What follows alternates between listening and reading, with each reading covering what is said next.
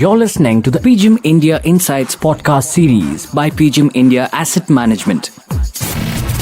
Health is Wealth takes on a whole new meaning on today's podcast. Hello and welcome to another episode of PGIM India Insights, everybody. Ahalya here, keeping you company as always for a very short while before Ankit Jain takes the reins and leads you into another fascinating conversation about a market phenomenon that we should probably keep our eyes on when it comes to our own personal investor journeys. Now, like I said, Health is Wealth takes on a whole new meaning in today's conversation because we are deep diving into the healthcare market in India and beyond. So buckle up because this is going to be a very in-depth and detailed conversation, but a very insightful one as always. Ankit, over to you.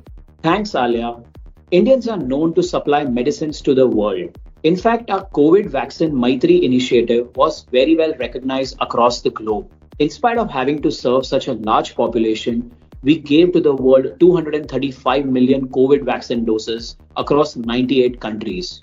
Welcome to PGIM India Insights. You are listening to Ankit Jain and I have with me Ananda Padmanabhan, Senior Fund Manager of PGIM India Mutual Fund, who will take us through healthcare sector. Hi Ananda. Hi Ankit. So Ananda, can you take us through a top-down view of healthcare industry, what it comprises of, what all segments are there? Sure, Ankit. So one way of classifying the healthcare sector is based on services versus manufacturing. So on the services part of the healthcare sector, this include businesses like pharmacy, retail, diagnostics, and hospitals. On the manufacturing side, it is spread across custom research and manufacturing services, medical devices, formulations, and active pharma ingredients, which is popularly called as APIs. Now, these business could be domestic as well as exports. So those are the ways in which one can look at this sector. Okay, so healthcare also does servicing and also manufactures, like I spoke of vaccines and medicines. Correct. So if you look at on a top-down basis, if you just look at the India healthcare opportunity or the healthcare spending in India, approximately 60% of the spending would be comprised by hospitals. Pharma formulations contribute around 20% of the spending. Diagnostics contribute 10% of the spending, and rest is comprised of healthcare devices and others. Okay, so if you look at the growth landscape for Indian companies operating in healthcare industry, how do you evaluate them?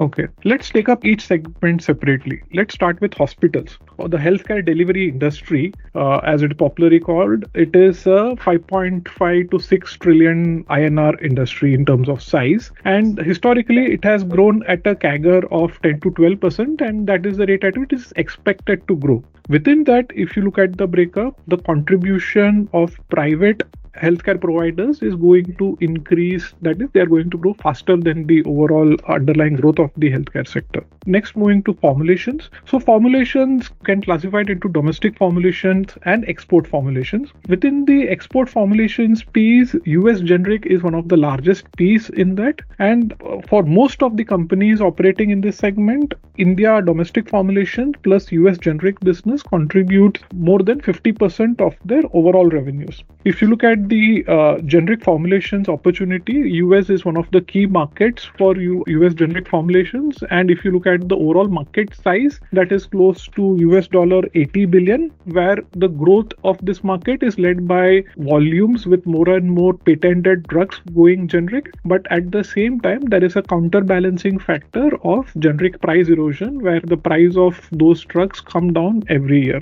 On the domestic formulations piece, domestic formulations is a 1.8 trillion INR opportunity, which is growing at 10 to 11%, which further comprises of chronic formulations versus acute formulations. So these are the key parts or key opportunities on the formulation side. Coming to the third piece of the healthcare sector, the diagnostics. Diagnostic industry in India is a 800 billion INR opportunity, growing at 8 to 10%. This is a highly fragmented industry with a lot of new players who have been constantly entering in the market. There are very limited barriers to entry. If you look at the market structure today, 44% of the market is held by standalone diagnostic centers. These would be the typical proprietary diagnostic centers that you will find in and around your household. Whereas the organized diagnostics chains, the likes of Dr. Lal Path Labs or Metropolis, these chains cumulatively, if you take all the diagnostics chain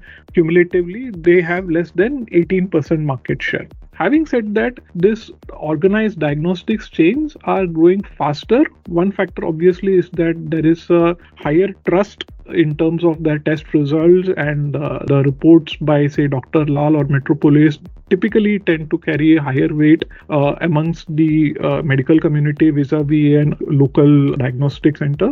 And the other factor obviously is that these companies have been able to increase their presence across newer micro markets through organic or inorganic route. The final piece of the healthcare sector is the CRAMS. Its CRAMS stands for Custom Research and Manufacturing Services. As per some studies, this is a $200 billion opportunity and is growing at 13%. Here, Indian companies are relatively smaller in the overall scheme of things, but they are rapidly increasing their presence due to factors like ready availability of skilled manpower, rising focus on diversification from China amongst the global pharma companies, which tend to be the key clientele in the CRAMS business. These are the four parts of the opportunity within the healthcare side. And if I have to summarize this, most of these opportunities are growing in excess of 10%, with good players or the private players have a potential to grow much faster than the broader market. Sure. So as you rightly said, that most of them are actually growing at 10% and expected to grow, either that or better. Underlying market opportunity itself is growing at 10% plus. Apart from US generics, the underlying opportunity is not growing fast. In fact, it has more or less remained stagnant in the last couple of years. Except for US generics, all the other opportunities are, the underlying market is growing at more than 10%, and typically the players they tend to outperform the broader market. Sure. So, Ananda, you gave a good top-down cover of, what are the, various segments within healthcare. Now, if, we want to understand some of these in details, if you can talk about, how the business models of hospitals are. So hospitals, as I said earlier, in the Indian healthcare spending, if you look at the overall healthcare spending in India, the major chunk of this spending is cornered by the hospital segment. Hospital industry in India can be classified into primary, secondary, tertiary and quaternary care centers, with primary being the most basic center, whereas quaternary being the most specialized center. Bulk of the hospitals would form under secondary or tertiary care. So if you look at the overall business of hospitals, they generate business from inpatients and outpatients. Inpatients are nothing but patients who stay overnight in the hospital for treatments. Outpatients are patients who come to hospital and are discharged the very same day. Typically, inpatients or IPD contribute 70% of their revenue and outpatients contribute 30% of their revenue. Major source of revenues for hospitals is surgeries and diagnostics, with surgery yielding the highest revenue per bed. Hospitals specializing in complex specialties or having a better patient mix, for example, having foreign patients, tend to achieve higher revenue per bed. And the overall revenue generating potential of the hospital is driven by their case mix. What is the kind of surgeries that they do? What is the patient mix? Whether they have more government scheme-led patients, they have more insurance patients, or they have more foreign patients, or whether they have more cash-paying patients. What is the location? A hospital located in a micro market like Delhi or Gurgaon will typically tend to have a higher revenue per bed, vis-a-vis a hospital that would be located in tier 3 or tier 4 centers would have a lower revenue per bed. And also the kind of doctors that the hospitals have on their board. Typically, a very renowned doctor will tend to command higher fees vis-a-vis a doctor who does not have the adequate kind of experience. Sure. So you're saying that, within hospitals also, the ones who are at a good location, who has specializing in complex specialities, generally tend to earn more, and that is how, the average revenue per bed is higher for such hospitals. Yes. If you look at the kind of population India has, how is the penetration of hospitals across the country today? So it's a very interesting question, Ankit. So India has 20% of the global population, but if you look at the total bed availability per thousand people, bed penetration is just 1.5. The WHO recommended guideline is 3.5. So if India needs to meet this WHO recommended penetration of 3.5 beds per thousand persons, then it would need to add over 3 million beds over the next couple of years. Achieving this would not be that easy, given that bulk of this contribution will have to come from the private sector.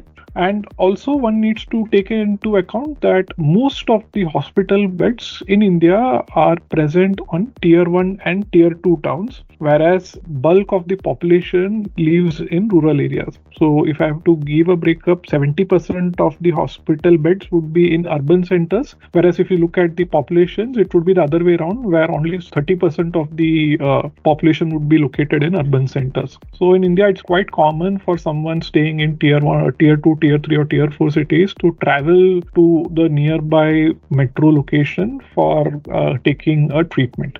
Sure. I mean, I was shocked to hear that number, that Indians have only 1.5 bed per thousand, whereas the WHO guideline itself is 3.5. And as per what you said, that it's quite possible that in the next many years, I mean, maybe 4, 5, 6 years, this number is achievable, because we need to add almost 3 million beds. Correct. So the scope for growth is quite high in this sector, in case you have the adequate capital and you have the capability of setting up centers with the right specification at the right space. So, Ananda, also I wanted to understand, we've been hearing a lot about, India is emerging as one of the medical tourism destination in the world. So can you highlight what is this medical tourism all about? Sure, Ankit. Simply put, traveling internationally for medical care is called as medical tourism. If you look at India, India has ranked 10th in medical tourism index for 2020-2021 out of 46 destinations in the world as per Medical Tourism Association. There are a couple of key factors that drive it. One is that the quality of treatment coupled with presence of technologically advanced hospital with highly experienced and specialized doctor available at a reasonable discount to what is there in various other global countries or cities, and easy availability of travel, visas and other facilities related to travel. These are the key factors that drive medical tourism. From a hospital perspective, typically these medical tourists who come to India, these are tourists who come for more high-end procedures. That would be the typical case mix of people who tend to travel for medical tourism. And most of the hospitals are able to charge a premium from these patients. So if you talk to hospitals and if you try to understand the kind of realization per bed that they have from foreign tourists, you'll find that the realization per bed is at a sharp premium to the realization that hospitals get from their domestic patients. So, in fact, in spite of charging 2x of what they are charging to domestic patients, still the cost is much cheaper compared to their home country, and that is what would want them to come to India, to do their surgeries. True. So there are a couple of things. Once you say 2x, there are a couple of things that you have to take into account. When you look at the domestic average realization per bed, that would be spread across multiple procedures. That would be spread across routine plus high-end procedures, whereas foreign tourists will be focused on high-end procedures. So if you have to think intuitively, a person traveling to a different country for a medical treatment, it would be a scenario where it is very critical and it tends to be a little more high-end kind of a treatment. Only then a patient would be desperate to travel to other country for a treatment. So typically the case mix inherently tends to be much superior. That also drives the premium. Plus obviously hospitals tend to charge a little more premium on foreign patients. Sure, I understand what you're saying, that generally a foreigner would not come to India for a flu. It would definitely be for a surgery, which is a critical surgery. Correct. So, Ananda, you spoke about healthcare at length on one of the sub-segment. Also, we can cover one more sub-segment, which is pharma. How are the pharma companies doing now?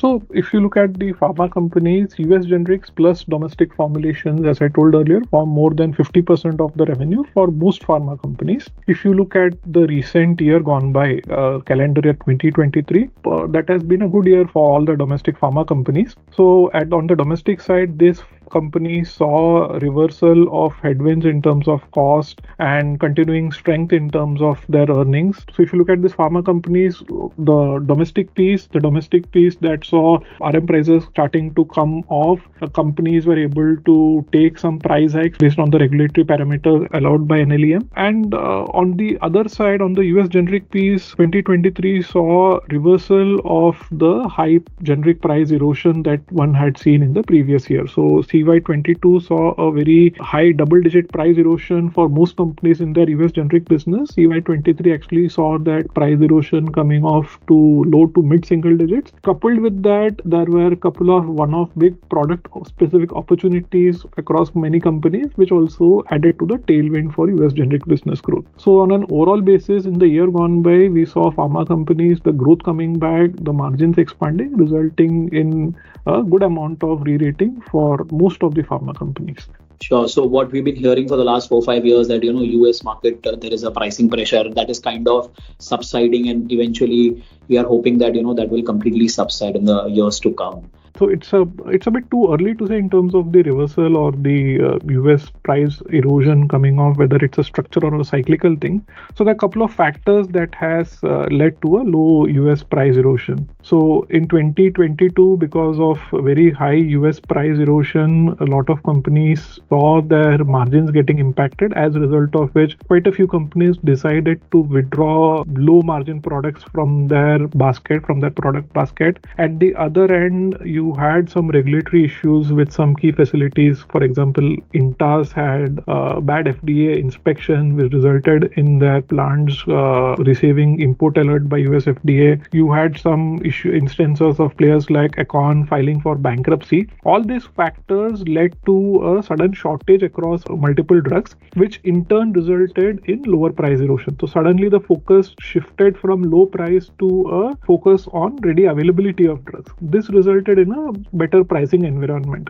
Having said that, the structural factors like supply side consolidation in US, those factors still remain. So it's too early to say whether this would be a structural phenomena or this will be more of a cyclical phenomena which could reverse in the next couple of quarters. But having said that, if I have to just look at the near-term expectations based on the commentary by various domestic formulation companies focused on US generics market, it seems to suggest that at least in the near term, the pricing environment will remain relatively favorable in US generic business.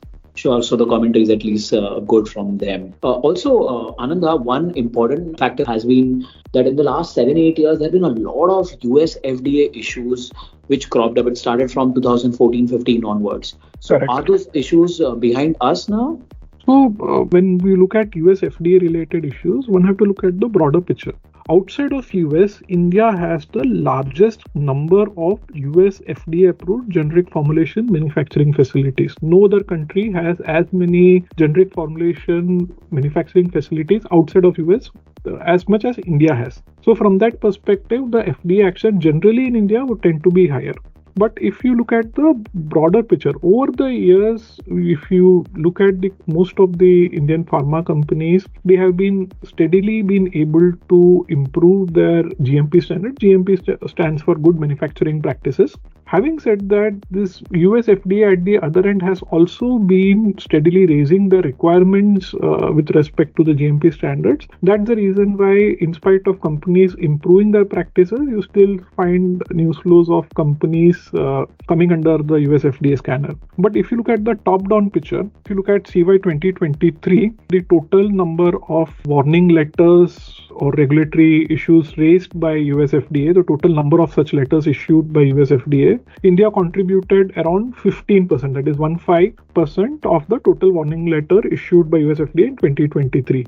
If you look at the total contribution of India in terms of manufacturing facilities, it is 22%. So simply put, India contributes 22% of the total market, total US drug manufacturing. At the other end, it contributed 15% of the warning letter received. So from that perspective, its performance is relatively better. If you look at the other way around, if you look at the total number of inspection that took place in India in 2023, less than 10% of those inspections resulted in a adverse outcome like warning letter or import alert. So from that perspective also, you find that the overall US FDA related issue or the compliance standards of India has steadily been improving. What happens is that only cases where it results in an adverse outcome gets highlighted in the media, but the inspection that happens smoothly and it gets completed smoothly, it doesn't get highlighted in the media.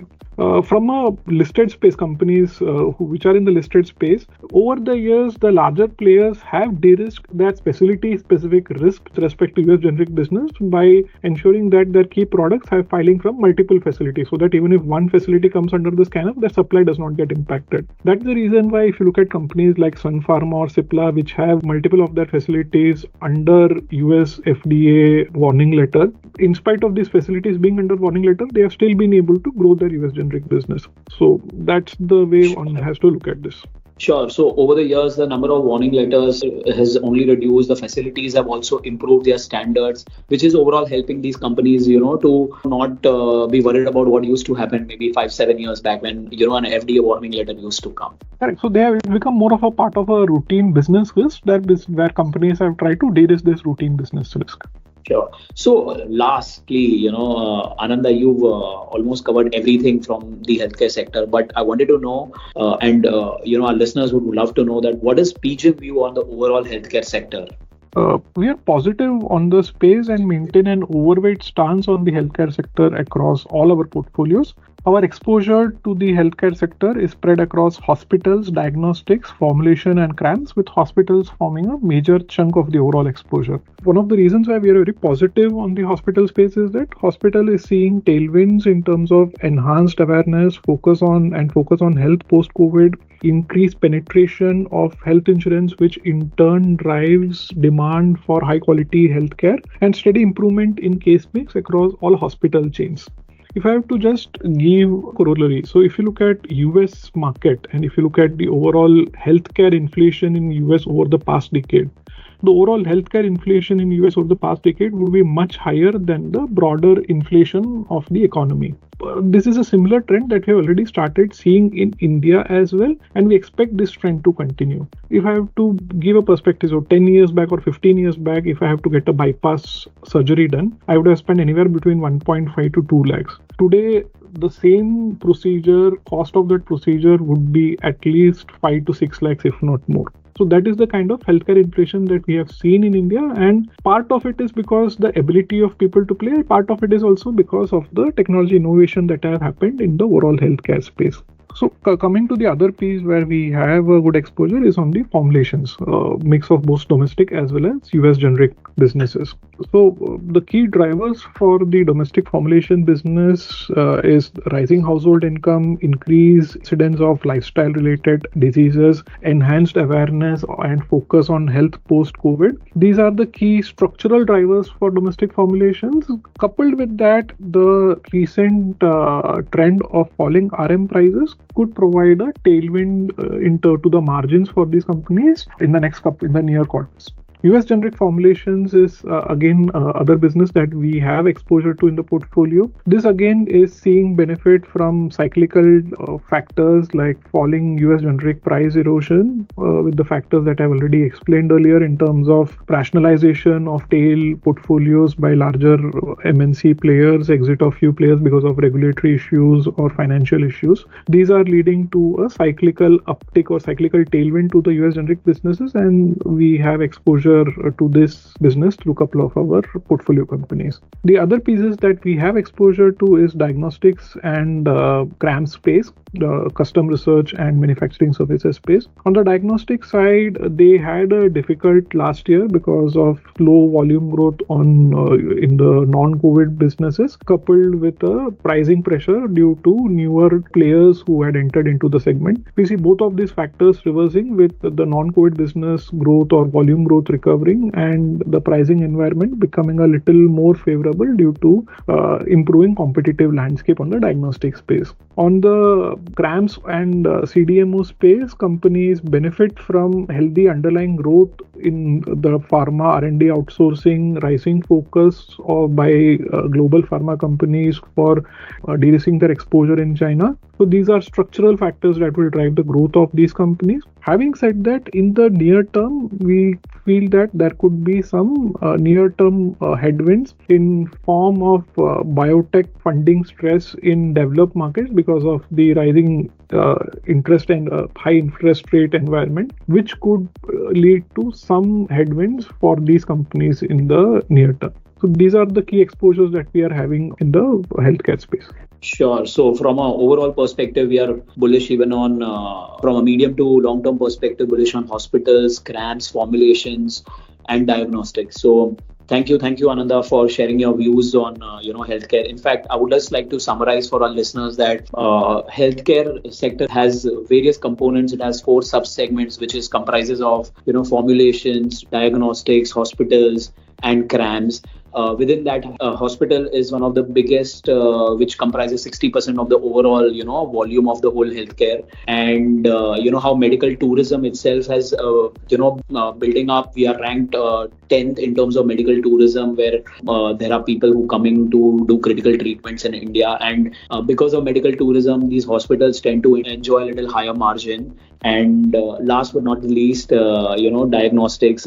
Because of COVID, we've all realized that people have started going out and started to get, their annual health checkups done more, frequent than what earlier it used to be. And that's, on the overall healthcare sector. Ananda, I hope I've summarized pretty well for our listeners. Yes, Ankit, you have covered all the points. Thank you. Thank you once again, Ananda. Thanks everyone for joining us on PGIM India Insights. I will catch you on the next podcast soon. Thank you, everyone. I have to say it's interesting, to say the least, when we talk about healthcare in this particular context.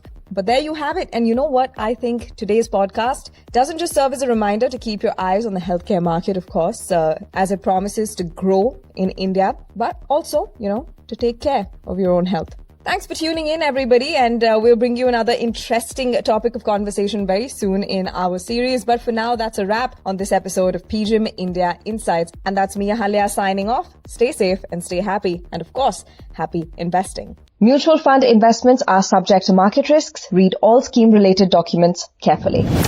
You're listening to the PGIM India Insights podcast series by PGIM India Asset Management.